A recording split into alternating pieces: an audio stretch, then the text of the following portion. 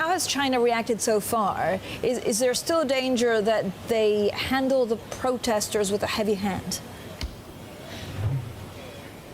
I think not in this case, Francine, because 1 week or 2 weeks ago when we were outside the Legislative Council, when the bill was going through, you had really tens and thousands of protesters, some of whom turned violent, which is what set up some of that police action.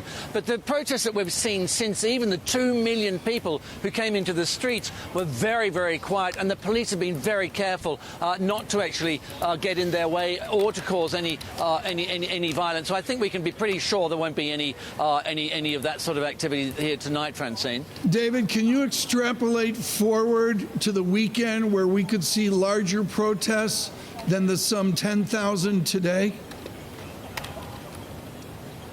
I think what the interesting thing is that we're looking at, we're seeing a morphing of the protest beyond just the extradition bill, which the protesters want to see completely withdrawn, Tom. And you get a sense of that from this poster, which has just come here. It says, "Free Hong Kong, democracy now." You get this sense that this isn't just about extradition. Withdraw the extradition down here, it says.